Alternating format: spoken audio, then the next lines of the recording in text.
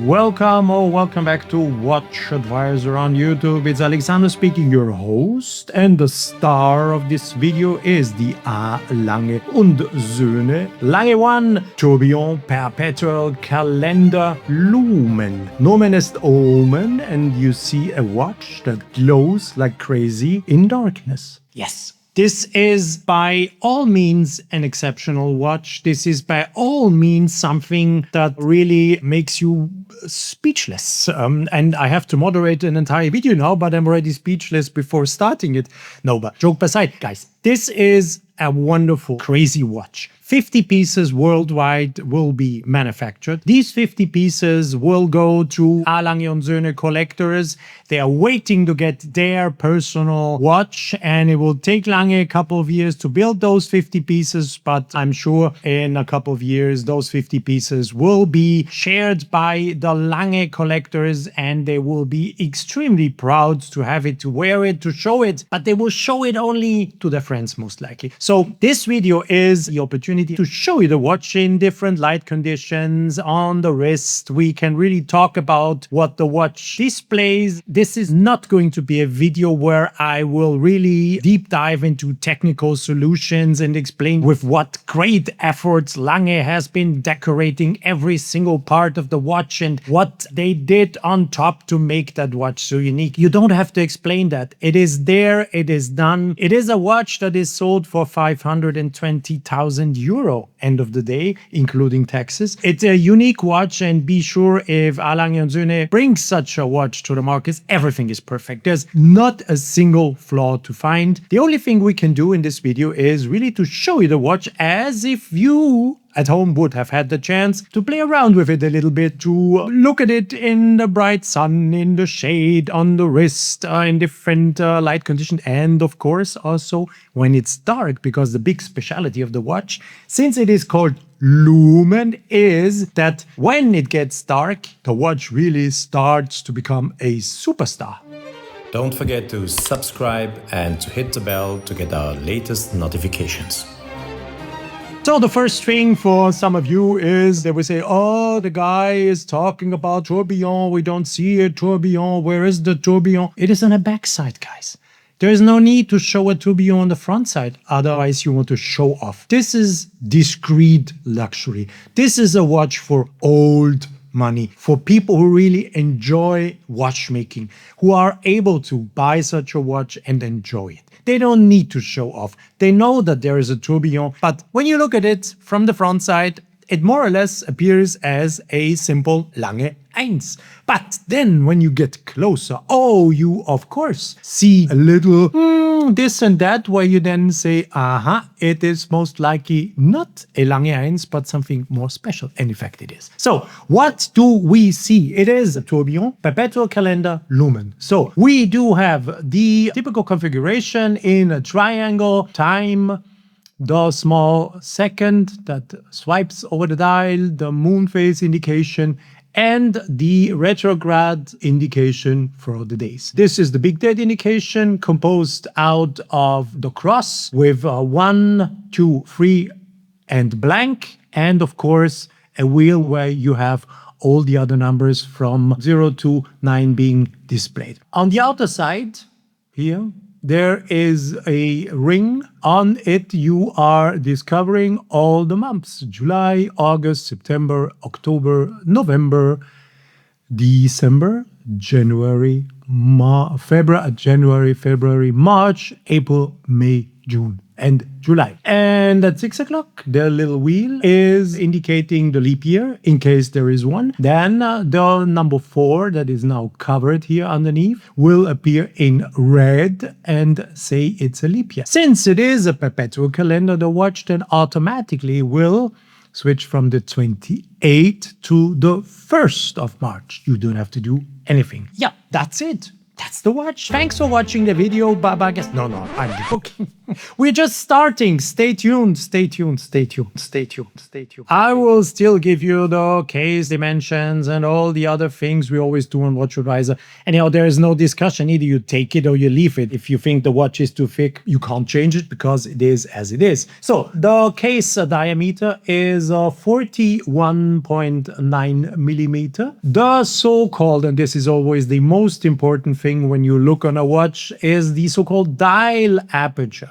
So this is the diameter of the dial, and this in fact tells you what you see on a watch. You don't see anything on the case that surrounds the dial. The case is just the case, but what you want to see is the indications and everything else on the dial. And the dial aperture here is 36 millimeters. The so-called log to log distance, that's the distance from one log end to the other log end, and this is 49 millimeter.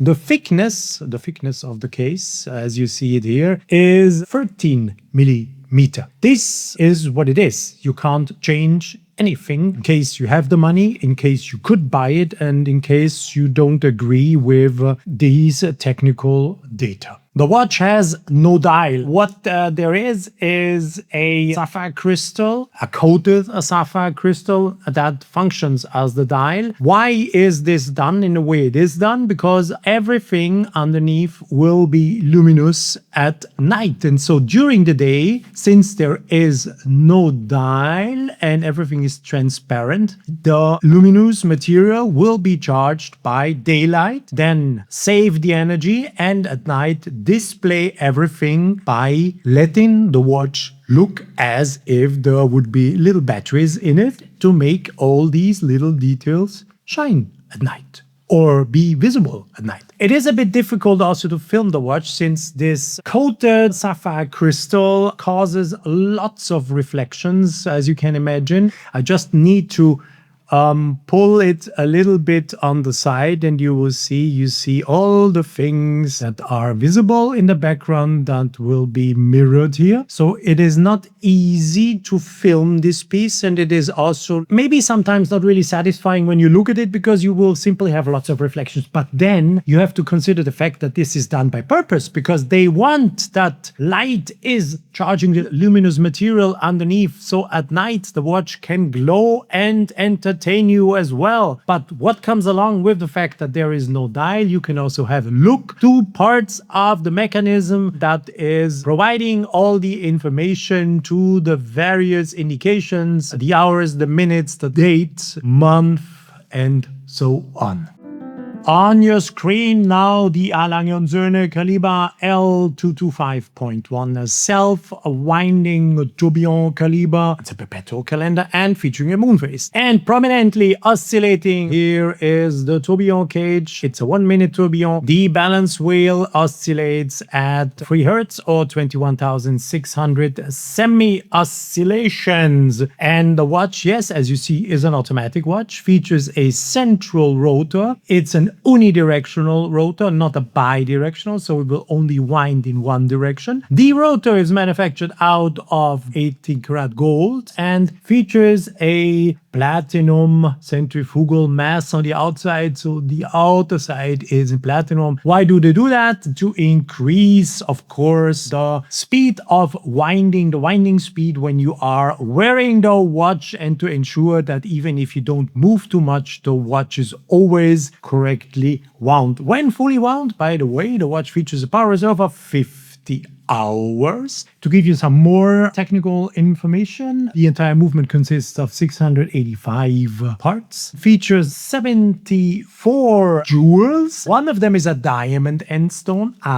Maybe some of you have already noticed this little tiny detail. Industrial.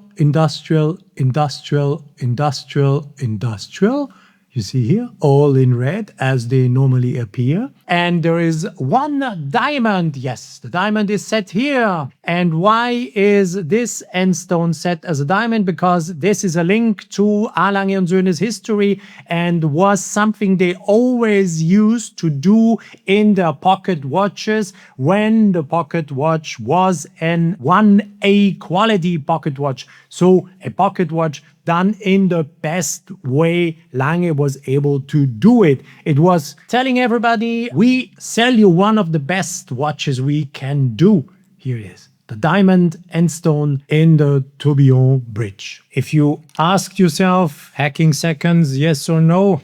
Yes, they have hacking seconds. You see, I pulled out the crown and a lever mechanism causes a pivot table V-shaped braking spring with two bent ends to engage with the balance under controlled force conditions and stops it. It's an invention. It's a patented invention of A. Lange & Söhne, but they are at least able to stop because you want to set a watch with a tourbillon most likely precisely at 0 or 60 seconds. And with a Lange & Söhne you can do this. Look, this is the moon phase indication, and as you can see, during the day, as it would appear when you look in the sky, the moon would be, yes, embedded in a blue sky or in a white, darker blue, depending on the day, but there are no stars, and mostly watches showing a moon phase do only show the night, but not the day. But with Lange & Söhne, it's different. Look, it's 10 in the morning, and I now advance the day, and then I will tell you as soon as we can see it what happens when the night starts. Look, the first stars appear 6 o'clock in the evening. Here are the first stars appearing, and I will continue. Look, there are more stars. It's 8 o'clock in the evening now, and 9 o'clock, 10 o'clock. And look, the stars appear, and they do even look better at night when the luminous material that has been charged all the day long shines through. Then you will see the moon really embedded in a sky with lots of stars, and it's midnight now. And of course, the date changed. This is something I could also have told you before. And not only the date, you also saw that from Monday to Tuesday, the retrograde day indication jumped. We swapped from the 28th to the 29th, but this is only one thing. Look, I continue, 3 o'clock in the morning. And all of a sudden, when the morning comes back, when the sun rises, you see here the stars disappear. There are still stars on this side. And I continue, and you will see these are the stars. They're disappearing. Concentrate here. And you see they're disappearing at 6 o'clock in the morning, 7 o'clock, and they're gone. And in the morning, we come back to 10 o'clock where I started. The sky is now shown without any stars. I will now preset the watch to show you the month change. There we are, preset to 20 minutes to 9 o'clock in the evening. The stars are in the sky, so we know this is evening and not morning. We are on the 31st of July, and it is Tuesday. And what will happen now, you will see the date jumping from the 31st to the 1st. You will also see the cross moving. You will see the moon phase, you will see Tuesday to Friday, and you will see here July moving forward to August. So watch closely all the things I've just been describing you. And as you already know, everything will happen immediately, instantaneously at midnight. So there is no risk of not seeing it. Only 15 minutes to go, 10 minutes to go, and there we go. Haha, have you seen? Everything moved. We are displaying the 1st of August. It's Friday. Everything has moved.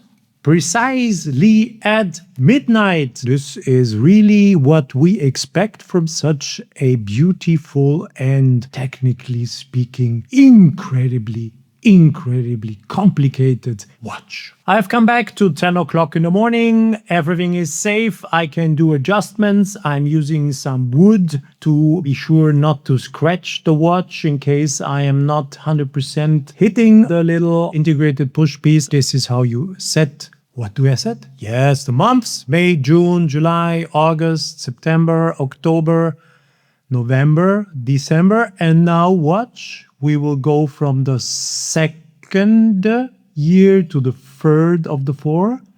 Watch. You see? The third year, January. And I will make the 4 that is in red appear on your screen to show you what the watch shows you in a leap year.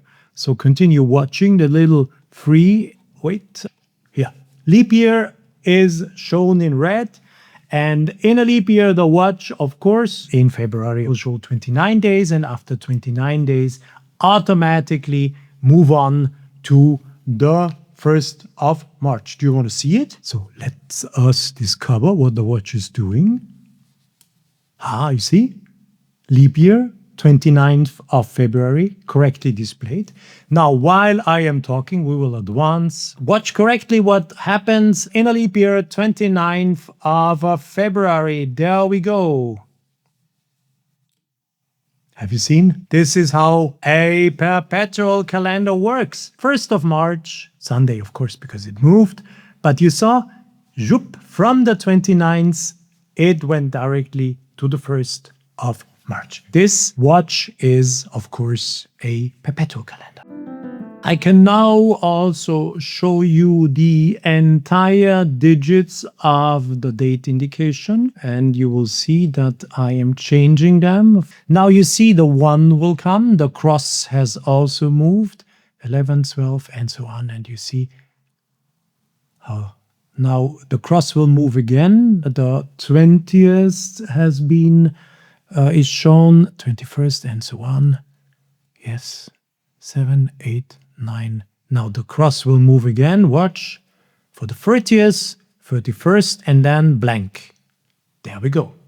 And what is done in parallel when you are advancing the date? Also, the day changes, but of course you can also correct the day individually when you need to readjust it by using the push piece at 9 o'clock. Then you can set the retrograde date by hand, of course, and you see once it reaches Sunday, it goes back to Monday, Tuesday, Wednesday, Thursday,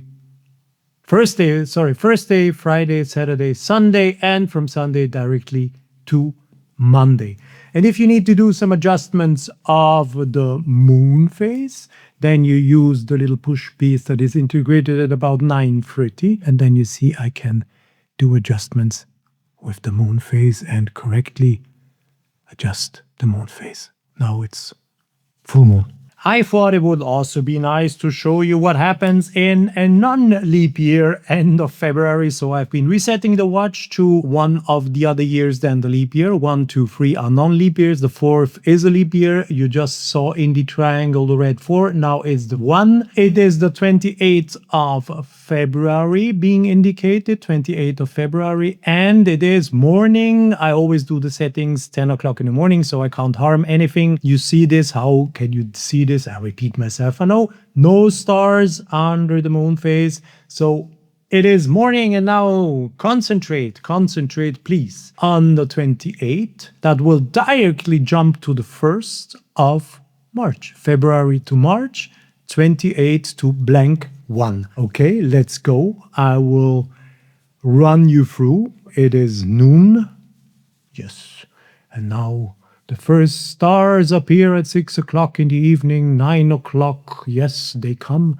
And now concentrate on the 28th and concentrate on February to March. Have you seen? So non-leap year, March the 1st. What did we see first? Leap year, 29, and then 1st. This is a perpetual calendar. When you see this, some of you most likely say, "Oh, that's a watch that should be worn only in darkness."